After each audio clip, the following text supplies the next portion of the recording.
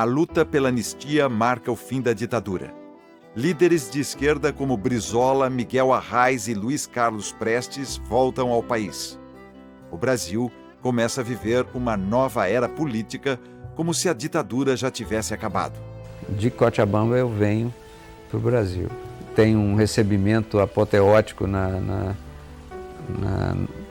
aeroporto de Congonhas, onde estavam lá 200 amigos e amigas de todas as épocas da minha vida, estavam lá cantando o Bêbado Equilibrista. E passo momentos de total deslumbramento, né? Deslumbramento e espanto, porque de um lado eu estava ultra feliz de ter voltado, mas espantado com o fato de estar de novo no Brasil, porque a volta me parecia uma coisa muito longínqua, muito impossível, quase um sonho. Estar no seu país e não reconhecer o seu país. Então, o exílio, na verdade, ele significa esse assalto à sua história, né? Você é roubado da sua história, da possibilidade de viver a sua história no seu país, né? Talvez seja, do ponto de vista político, uma das maiores violências que se possa fazer a alguém, né? Condená-lo ao exílio. Antigamente era o degredo, né? Depois passou a chamar exílio, mas a tristeza e a violência é a mesma.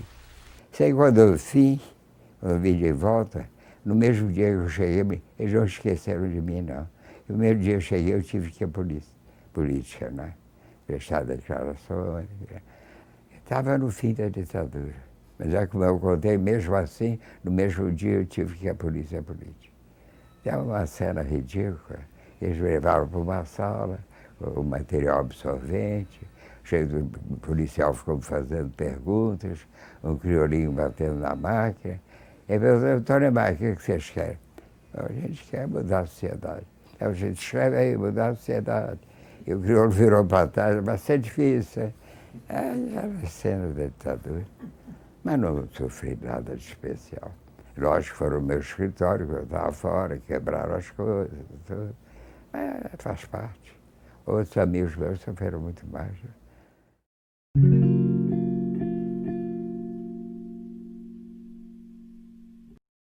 O processo da ditadura é um processo mais ou menos universal. Você tem um período de implantação, você tem um período de fortalecimento, depois você tem um período de crise e depois você tem um fim. Nenhum regime autoritário consegue aguentar a ação política do tempo, né? Algumas levam mais tempo, outras menos tempo.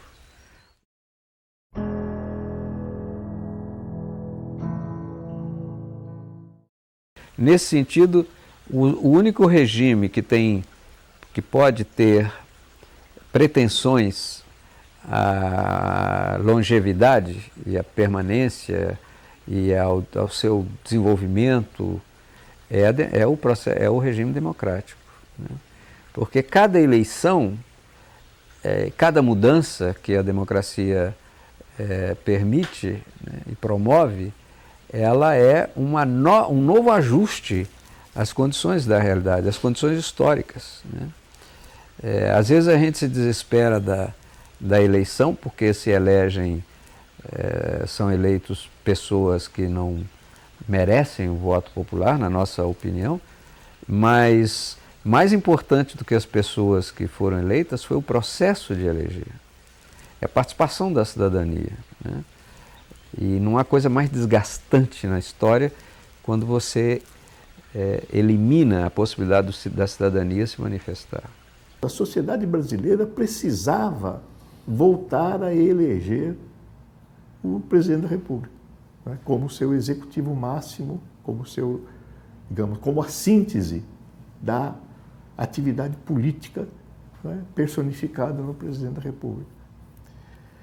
Isso parecia uma coisa muito remota, porque no tempo dos militares nós tivemos 5 presidentes da República, né, militares, né, Castelo, Costa e Silva, Médici, Geisel e Figueiredo, cuja sucessão era decidida nos quartéis. Elegiam, né, em portas fechadas, quem seria o novo presidente, né? Pois bem, nesse intervalo entre a decisão dos militares de que o general Figueiredo seria o último presidente e a eleição indireta do Tancredo, que acabou resultando na presidência do senador hoje, Sarney, nesse intervalo é que surgiu o movimento das diretas, como um anseio da sociedade brasileira, né? A campanha das eleições diretas, elas são manifestações da oposição política. Era a oposição política que queria a eleição direta. Eram os estudantes, os artistas, né, os intelectuais, o movimento sindical, enfim, as chamadas forças sociais democráticas, essas é que pressionavam pelas eleições diretas e que foram crescendo de baixo para cima. Cada vez mais se falava das diretas, né? E surge o slogan "direta já", né, num determinado momento, e esse slogan passa a dominar o cenário político durante todo o tempo, até as eleições diretas já, né? Mas não foi nada que tivesse surgido nas elites políticas ou nas direções dos partidos. Mais uma vez, ela vem de baixo, né? Assim como a anistia veio de baixo, direta já veio de baixo. Ouviram do Ipiranga as margens plácidas de um povo heróico, brado retumbante, e o sol da liberdade em raios fúlgidos brilhou no céu da pátria nesse instante. Se o penhor... As diretas foram, talvez, na história mais recente do Brasil, um movimento popular de maior expressão, de maior magnitude que o país passou por ele. E ela começou de uma maneira pequena e muito incipiente e foi num crescendo, né, e terminou por ser, nos grandes centros, São Paulo e Rio de Janeiro, né, um movimento que juntou a sociedade brasileira nas duas cidades e no resto do país também, mas os eventos feitos aqui nas duas cidades foram eventos memoráveis que não se tem notícia, digamos, nos anos mais recentes, de coisas parecidas, né? Que mobilizaram a sociedade inteira, quer dizer, mobilizaram as elites, mobilizaram a classe trabalhadora, mobilizaram os jovens, foram muito mobilizados, né? Provavelmente, desde 20 anos antes, desde a década de 60, os jovens não estiveram tão presentes como estiveram na questão das diretas já. O papel dos artistas foi muito grande, e Chico Buarque, a Fafá e vários outros artistas se engajaram decisivamente nessa questão, né? E o que acontece na campanha das diretas é que, finalmente, os artistas fazem uma ponte entre os políticos já bastante desacreditados, não tanto quanto agora, e a população, que precisava de acreditar que era possível participar. O meu olhar, a coisa mais importante da caminhada das diretas foi devolver ao povo essa corresponsabilidade, e de se fazer saber que ele era parte fundamental do processo democrático.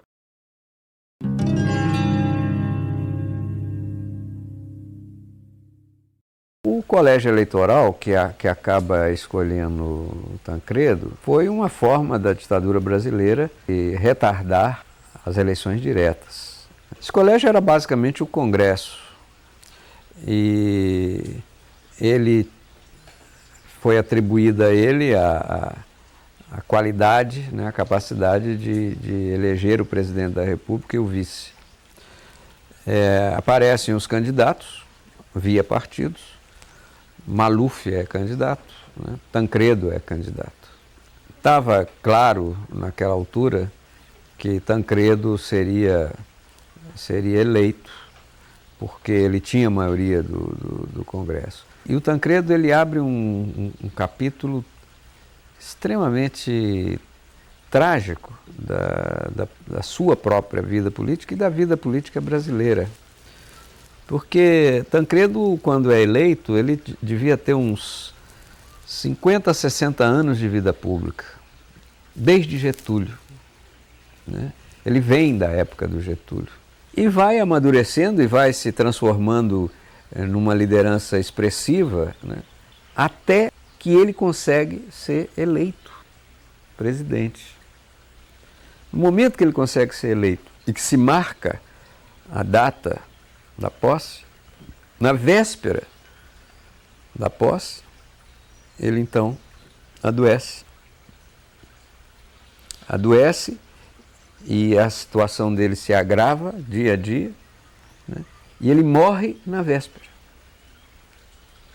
sem ver realizado o grande sonho da vida dele. E essa morte, ela é acompanhada pela opinião pública, ela é visualizada pela opinião pública como uma grande tragédia nacional. Era uma tragédia grega, né? Era algo que não podia acontecer. O presidente não pode morrer. Quer dizer, foi uma espécie de descoberta coletiva da precariedade da vida das pessoas, né? Da vida de um país e da vida do líder. O líder morre. Quem tinha crítica a Tancredo esqueceu dessas críticas porque estavam visualizando um fenômeno político, comparável ao da morte do Getúlio. Mais tarde, só comparável ao impeachment.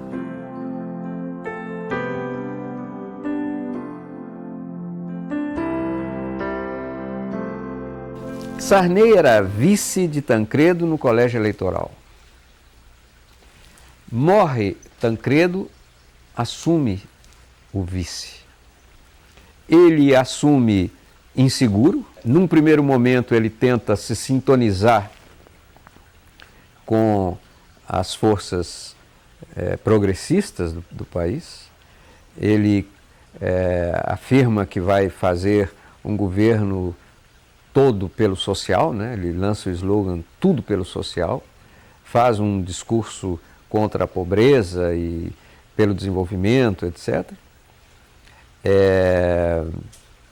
Compõe com todo mundo. Aí ele compôs com o centro, com a direita, com a esquerda, com todo mundo, para ficar no poder.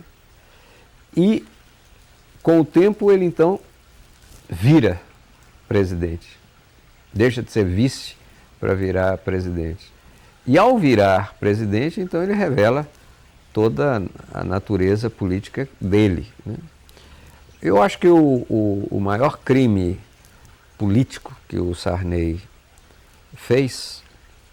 praticou, foi o de ter se entregado de forma total aos interesses do sistema financeiro internacional na questão da dívida.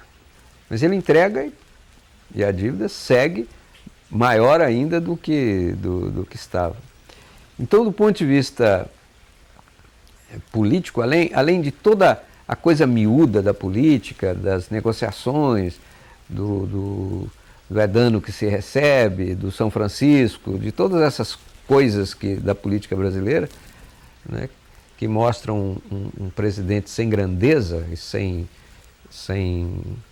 nenhum projeto, sem nada, né. Uma outra coisa que marcou o período Sarney, logo no início, né, foi com o Funaro, o plano cruzado, né. O plano cruzado foi um plano que que respondia a uma aspiração da população pelo fim da inflação e pelo congelamento, principalmente pelo congelamento de preços. Então, quando se dá o congelamento de preços, a sociedade respirou aliviada e disse, bom, finalmente acaba com essa história, porque a inflação sempre comia os salários e os preços se jogavam para frente. Mas, como o plano era um sucesso de opinião pública e o Sarney queria eleger, né, os governadores e parlamentares, etc., no processo eleitoral, que estava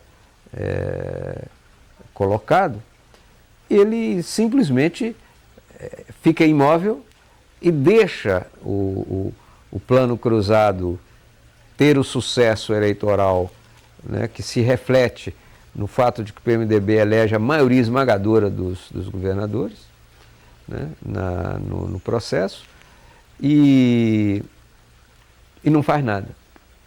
Quando vai fazer, já era a crise. Aí vem a sucessão de plano Bresser, plano isso, plano aquilo, vários outros planos que duram 3 ou 4 meses, repetem a mesma trajetória, já desmoralizada, e o Brasil, então, aprofunda a sua crise econômica, aprofunda a inflação. Aí no Congresso Constituinte, né, a comissão, foram feitas as comissões temáticas, a comissão central, presidida pelo, então, não sei se deputado ou senador, Mário Covas, acho que naquela época era deputado Mário Covas, presidiu essa comissão de organização, né? E ele foi um dos responsáveis por introduzir a mudança da eleição direta, né? E a Constituição realmente consagrou isso. A Constituição de 88, não só sobre esse aspecto, mas sobre vários outros aspectos, foi uma Constituição muito avançada, né? O presidente do Congresso, o presidente da Câmara na época, era o deputado Ulisses Guimarães, quando no dia que promulgou, disse, esta é a Constituição cidadã. E de fato era, né? Quer dizer, então foi como que uma continuidade, quer dizer, as coisas, o movimento social, às vezes caminha e avança e tem resultados não lineares, quer dizer, há altos e baixos, mas é importante perceber que as coisas são muito importantes quando a sociedade se engaja numa determinada campanha, né? E foi o que aconteceu com as diretas, né? Não deu resultado em 83, mas deu resultado em 88, 5 anos depois, né? Bom, quando termina Sarney, já estava definido a eleição direta, né? Porque a nova Constituição, que foi um processo extremamente democrático e importante em 88, né? A nova Constituição já apontava a eleição seguinte como eleição direta, que era fruto de uma aspiração nacional incontestável, né? O país queria votar. Então a eleição de 89, ela marca um reaquecimento geral da política, uma reanimação geral da política. Apresentam-se 5 ou 6 candidatos, uma parte deles já conhecido da história política brasileira, como Brizola, como Maluf, né? A Fife, e se apresentam 2 candidatos que representam alguma coisa nova, uma novidade, e que pela dimensão ou da linguagem ou da novidade e também da linguagem, começam a capturar a imaginação política brasileira, quer dizer, a opinião pública, que foi, de um lado, o Lula, né, com o PT, que era o operário, a oposição, o novo na política, né? Sem medo de ser feliz, uma série de coisas novas que capturaram a população. E um jovem, 30 e tantos anos, né? Fernando Collor de Mello, que vem de uma família oligárquica do Nordeste, mas que começa a ter um comportamento e uma linguagem, um modo de se apresentar totalmente novo na política. Quer dizer, um candidato a presidente da República que gostava de jet ski, né? Que falava da modernidade. E esse jovem, cuja história não era das melhores e era muito pouco conhecida na vida política brasileira,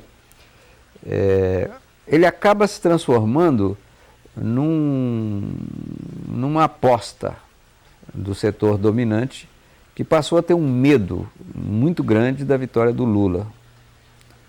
Quer dizer, na verdade, se votou mais contra Lula e se apoiou muito mais um vencedor possível de Lula do que propriamente o Collor, né? E nós assistimos então a um dos maiores espetáculos de armação política, de mídia, com repercussão na opinião pública e, portanto, resposta da opinião pública, que foi a eleição de Collor de Mello. Ele é eleito com 35 milhões de votos, o Lula tem 31 milhões de votos no segundo turno,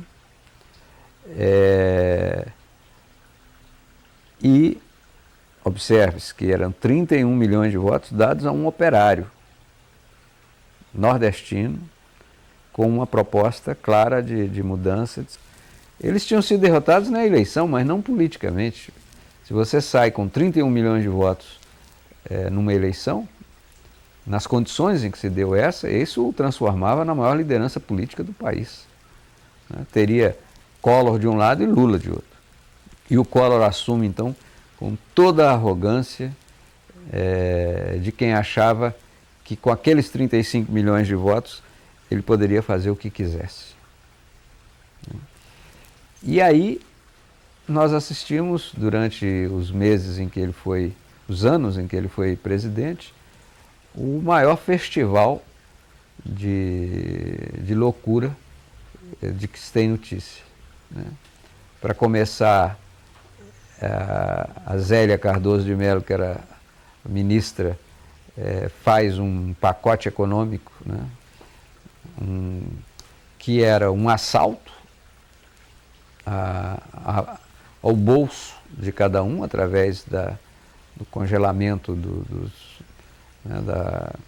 da poupança e da determinação de que cada um só poderia movimentar 50, o equivalente hoje talvez a 50 cruzeiros, né? Tudo mais ficava bloqueado, quer dizer, há um sequestro generalizado da poupança nacional, 70% a 80% da poupança nacional é sequestrada pela política do Collor. Esse confisco foi o sinal mais evidente de que nós estávamos diante de uma pessoa completamente alucinada na presidência. E ninguém faz uma coisa dessa em condições normais. A série de loucuras foram rápidas, né? E umas atrás das outras, mas o começo foi espetacular, né? Depois ficou claro que ele era um pirotécnico, que ele o que gostava mesmo era subir e descer a rampa, até que o país se dá conta de que este jovem não só tinha tomado o dinheiro do público através de uma medida de política econômica, como ele estava tomando o dinheiro da sociedade, dos empresários e por via indireta do próprio Estado, né, para fins do seu projeto pessoal. E então há a denúncia e o susto. E o susto maior ainda, porque essa denúncia não vem de um inimigo político. Essa denúncia vem do próprio irmão, Pedro Collor.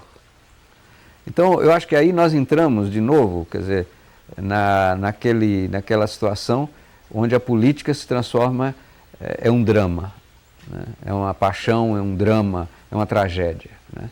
É algo que só pode terminar em tragédia. E então se dá um dos movimentos mais fantásticos da história política brasileira, aí no caminho da democracia, que foi o surgimento do movimento pela ética na política, um movimento de cidadãos, não foi de partidos políticos, nem de grandes lideranças, mas de cidadãos, né, de instituições da sociedade civil, que se reúne e diz: não aceitamos isso. A Constituição nos dá a arma para desmontar esse assalto, esse crime, que é o impeachment. Queremos que o Congresso apure. Era um imperativo ético, moral, fazer aquilo, né? E havia um estado de exasperação da consciência política, que dizia assim: não é possível, o Brasil não pode mais aguentar uma coisa dessa. Havia, portanto, um sentido de indignação. A política também se faz com indignação e de urgência. Nós temos que parar esse processo. Foi o primeiro momento do movimento pela ética na política. Segundo movimento, queremos o impeachment do presidente.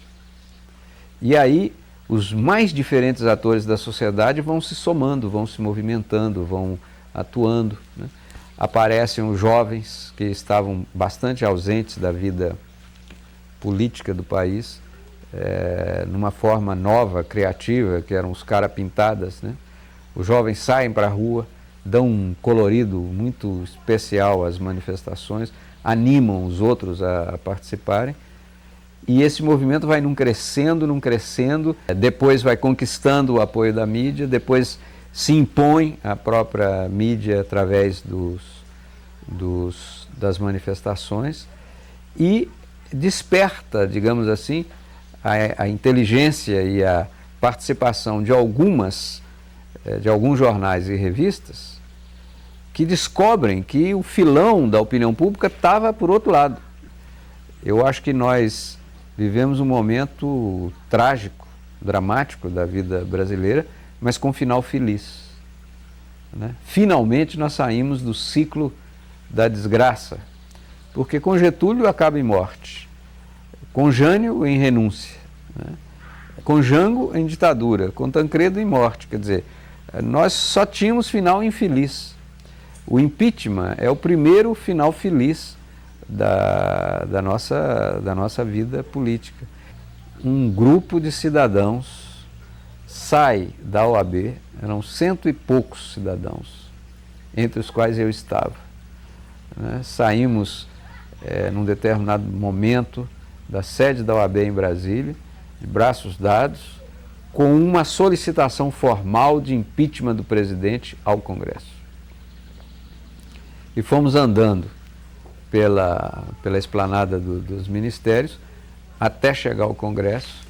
Nós começamos 100 e poucos. Quando chegamos lá, tinha uns 3 mil, umas 3 mil pessoas entupindo as salas, etc., e cantando o hino nacional e tudo mais. Era a força de quê? A força da cidadania que estava ali, tendo, não à frente da caminhada, mas à frente do movimento, o Dr. Barbosa Lima Sobrinho, que foi quem passou às mãos do Congresso o pedido da cidadania. Eu não conheço fato ou episódio mais bonito, pelo seu simbolismo, pela sua força, do que esse, que eu tive a satisfação e a honra de participar. Aí chega num determinado momento, o Collor já meio que desesperado, o Collor faz um apelo aos seus correligionários e diz: amanhã, que era um domingo, saiam vestidos com as cores do Brasil, em apoio ao meu governo. Ele falou isso pela televisão, pelos rádios, pelos jornais. Eu estava numa reunião na véspera dessa coisa, quando nós decidimos fazer uma manifestação com tarjas pretas, vestido de preto, no Rio. Eu esperava umas 300 pessoas no máximo. porque nós não tínhamos acesso à mídia para fazer as convocatórias todas, né? Era uma coisa mais dos movimentos organizados. Quando foi no dia, quando nós saímos na rua, nós já estávamos em plena manifestação contra o Collor, né? Carros, bandeiras, todo mundo de preto. E eu nem consegui encontrar os companheiros da reunião do dia anterior, porque já era uma multidão que tomava a praia toda, com milhares e milhares de pessoas. Aí eu acho que a própria sociedade se deu conta da sua força, se deu conta da sua capacidade de lutar contra a corrente e de andar na contramão.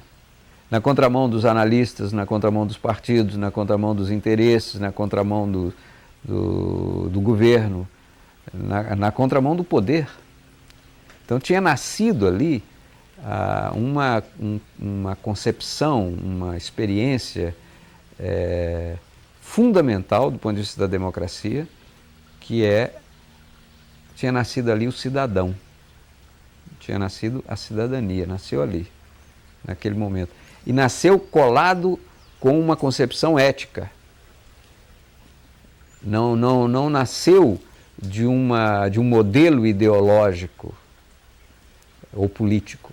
Nasceu de uma experiência, de uma vivência, de um desejo, de uma fome de ética na política, né, que se manifestou dessa forma. Eu, a partir daí, não duvidei mais de que o impeachment iria acontecer, né? E a pressão foi tão espetacular e tão espontânea que o Congresso, que no início dizia que jamais daria o impeachment, o Collor teve 4 ou 5 votos de apoio. Todos os outros que na véspera diziam que apoiavam o Collor, votaram pelo impeachment contra o Collor.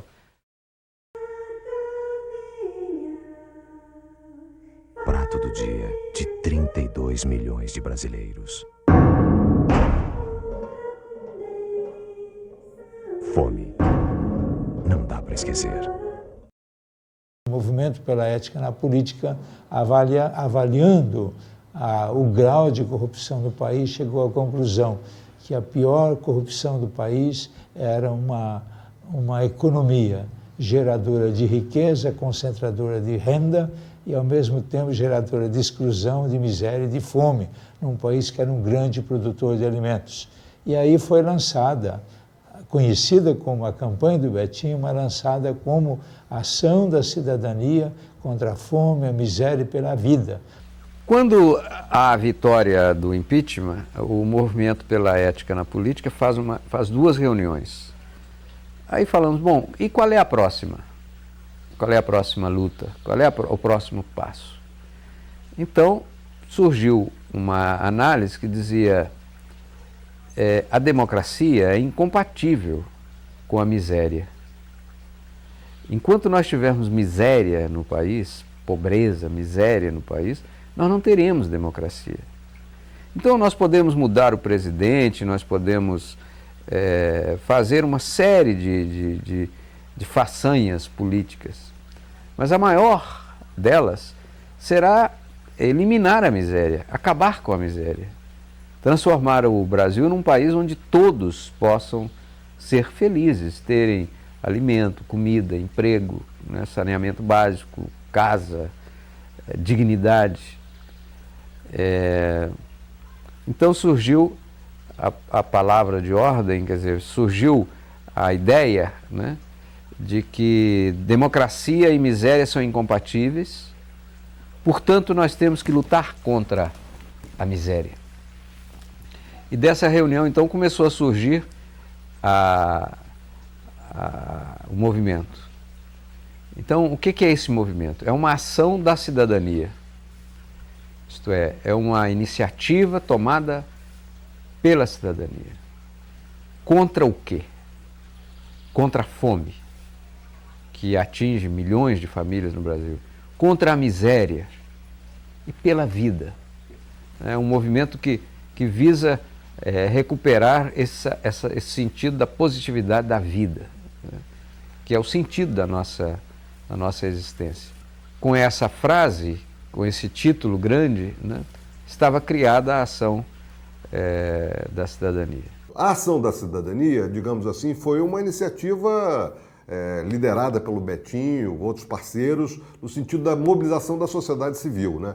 Uma outra vertente exatamente foi a criação do COEP. A criação do COEP foi a ideia de a gente mobilizar, no começo principalmente, as organizações públicas para desenvolver iniciativas de combate à pobreza. É como se fosse a contrapartida pública da ação da cidadania, né? Só que ao invés de ser comitês de pessoas, eram comitês de organizações.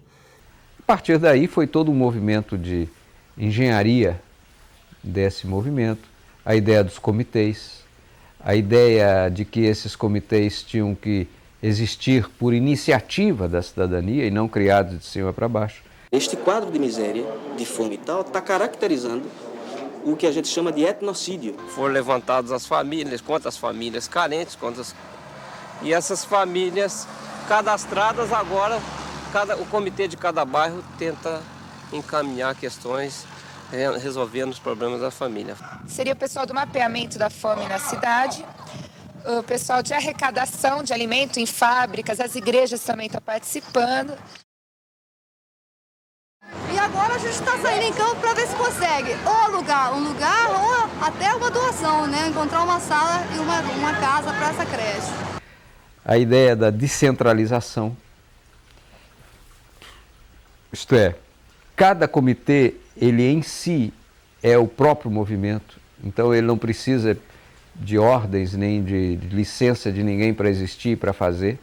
Ele decide, ele mesmo decide o que vai fazer, ele se articula, ele busca parcerias e ele tem um objetivo, que é um objetivo inegociável, que é acabar com a fome desse país e acabar com a miséria existente no país. E isso, para mim, sempre foi um ponto muito chave, muito essencial, essa ideia de que nós nos acostumamos com a pobreza e com a miséria ao longo da nossa história. Nós banalizamos a pobreza e a miséria, né? Nós transformamos a pobreza e a miséria numa espécie de hóspede da nossa casa, da nossa cultura, da nossa visão, da nossa percepção, e que isso é inaceitável. Quer dizer, ninguém pode aceitar a existência da pobreza como um fato natural. Ninguém pode aceitar a indigência como um fato natural. Isso tem que ser erradicado da história humana. E aí isso é uma coisa que projeta a ação da cidadania das próprias fronteiras nacionais, do limite nacional, para o mundo. Depois houveram algumas pesquisas feitas pelo IBOP, aproveitando pesquisas de opinião, se encaixavam algumas perguntas sobre a ação da cidadania. E aí nós descobrimos que em determinados momentos nós tínhamos 5.000 comitês organizados em todo o Brasil, depois chegamos a 8.000, e eram milhões de pessoas que estavam organizadas e que participavam da ação da cidadania, que se sentiam parte desse todo, dessa ação conjunta. E a novidade era, não era que essas pessoas não fizessem nada antes, mas é que elas faziam alguma coisa sozinhas. E o fazer parte da ação da cidadania dava esse sentimento de que você não estava isolado, você estava trabalhando junto com mais alguns milhões de pessoas, você era parte de alguma coisa comum. Naquele momento, Betinho queria falar com todo mundo, né? Se é que algum dia ele não quis falar com todo mundo, mas naquele momento ele articulou grupos, e desses grupos eram os publicitários. E ele fez uma convocação nessa reunião, que eu nunca vou esquecer, que ele disse que eu tenho uma conta para dar para vocês, que é do Brasil. Mas como a conta é do Brasil, eu não quero dar essa conta, não é assim que vocês falam? Eu não quero dar essa conta para uma agência de propaganda. Eu quero dar essa conta para todas as agências de propaganda no Brasil. Para fazer o que ele desejava, nós precisávamos montar um comitê, que o lógico era que nós nos transformássemos num comitê de publicitários, né? E esse comitê de publicitários durou ativamente por uns 4 anos, 3 anos e meio. Na realidade, não era a agência de propaganda que se envolvia, como a gente tem hoje, era o profissional publicitário. E acabou sendo um movimento de conscientização desses profissionais também, que tomaram consciência do poder que a comunicação tem e de como nós podemos vender ideias e não só produtos, né? A fome não isola apenas os famintos. Você também é prisioneiro da miséria. Aqueles que passam fome só podem pedir por comida.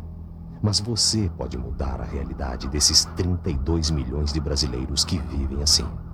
Não vire o rosto para isto. Mobilize-se e lute contra esta situação, pois a miséria só alimenta fome e medo.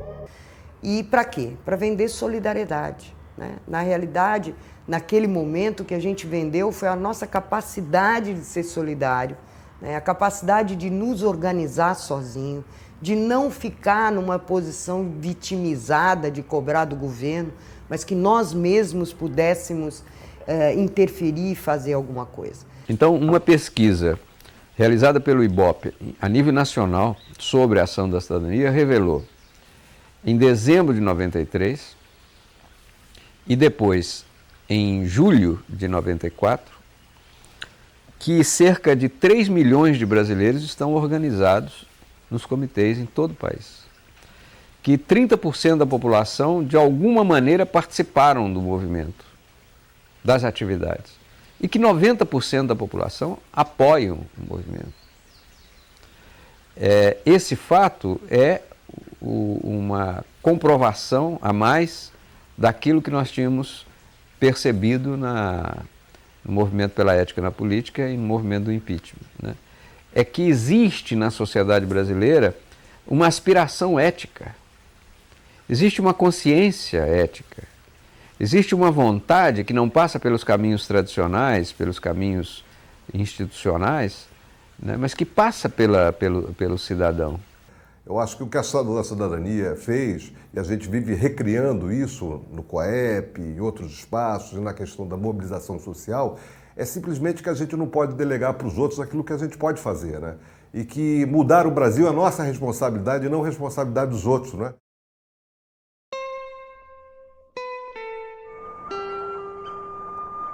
Há muito tempo atrás, uma floresta cheia de árvores, pássaros e flores começou a pegar fogo. Os animais corriam tratando de salvar sua própria pele. Foi aí que um leão parou ao ver que um beija-flor pegava a água do rio, jogava no fogo e voltava para o rio. Ah, beija-flor, você acha que sozinho vai apagar esse fogaréu todo? Disse o leão. E o beija-flor respondeu: sei que não posso apagar esse fogo sozinho. Estou apenas fazendo a minha parte. Cidadão, se você quer mudar o país, é você que tem que fazer a mudança, é você que tem que empurrar no sentido da mudança, né? Você tem que dar um passo, você tem que fazer um gesto, uma ação.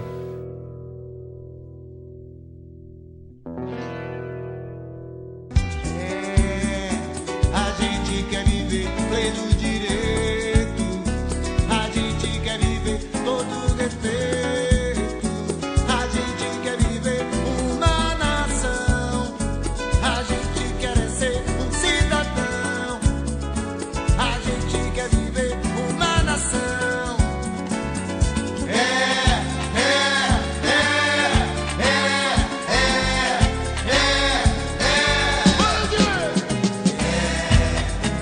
A gente quer valer o nosso amor, a gente quer valer nosso suor, a gente quer valer o nosso amor.